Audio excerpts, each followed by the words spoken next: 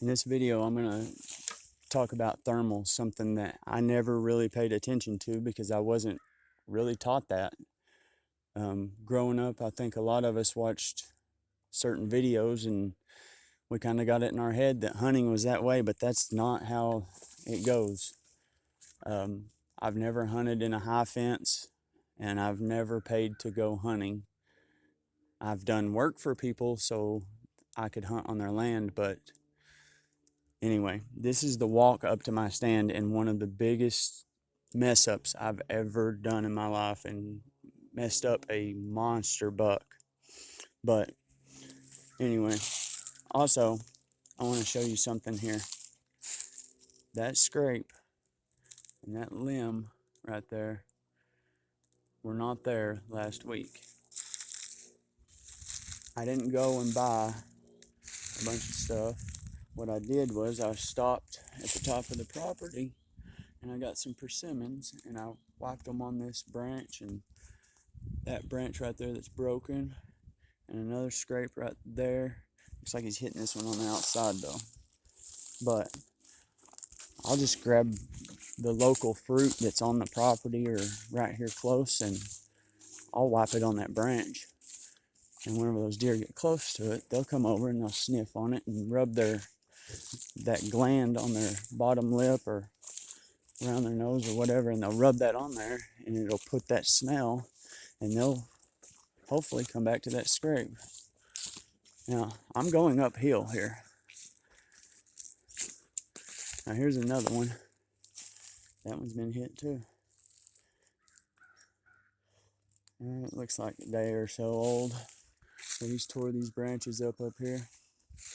Now, I'm constantly going uphill.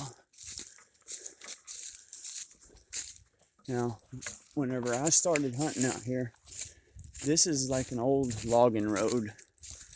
There's one that goes down right there, but it's got a cedar growing in it, but you can see the old path.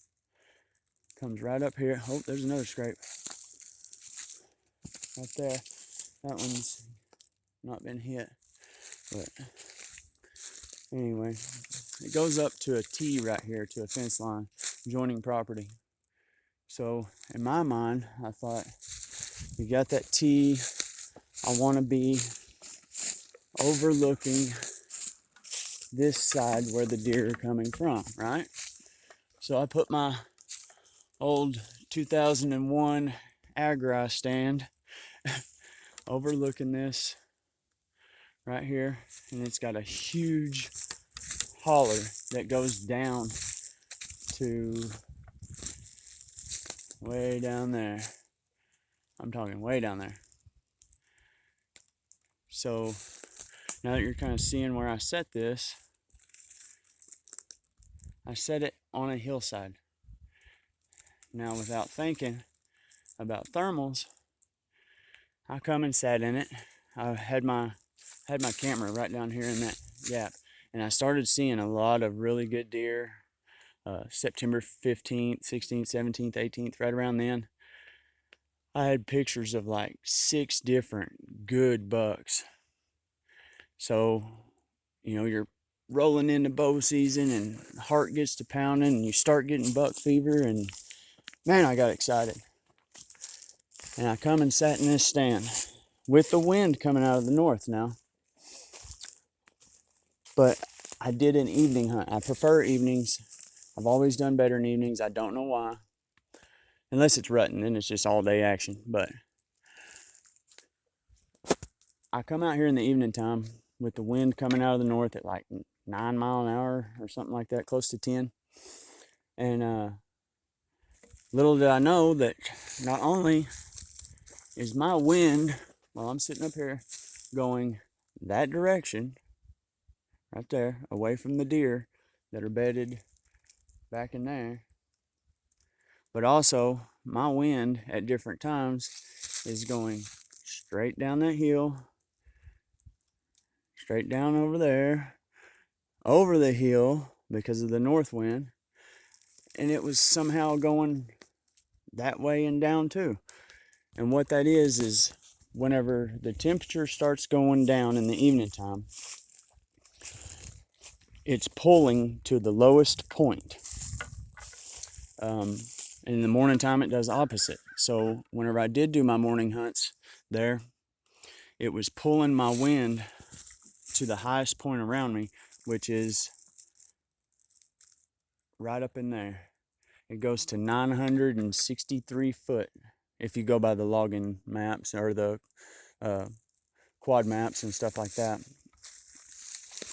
And the elevation out here, the bottom hayfield that's down in there, way down in there, the bottom hayfield is at like 360 foot.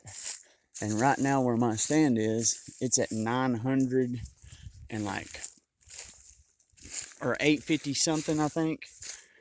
But so there's like 150 foot difference from my stand to the top of the ridge, and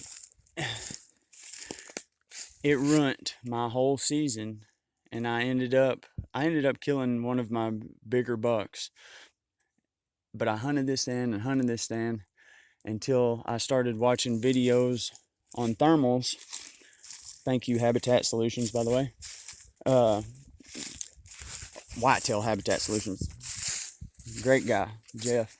But he had all these tutorials on thermals and stuff, and I started watching them. And I used to be the guy that would come out here with all those scents and grunt and do this and do that. And I started noticing over time, man, that every now and then, yeah, I would kill a decent buck, but I'd never get that big one. And it really ticked me off because I like doing stuff the right way. I like being able to come out and say that I gave it my all. And when you're showing up with little mediocre deer, it kind of lets you down. And I run a really good deer stand. Now this year I didn't. I left it there and I hunted in different spots using those thermals, and I've done really well for myself. But I hope this video helps everyone. Just remember, whenever you're looking at the wind and wanting to go set with a north wind coming in, don't forget that you have thermals. Morning time, the air is going to go upward.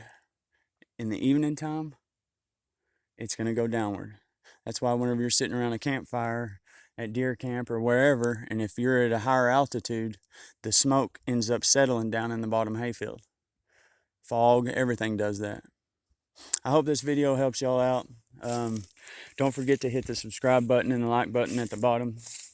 I'm not editing any of these videos, so if there's little stuff that, whatever along the way where I pause and this and that, that's the raw footage. I'm doing all this from a phone right now. I do have another camera, but it's out of place at the moment, so hopefully I can get that back and start making this stuff a little better as I go along. I appreciate everyone that's along this path with me and helping me out, and just stick with me, and I promise I won't let y'all down. I hope these videos help everyone out. Good luck hunting, everybody.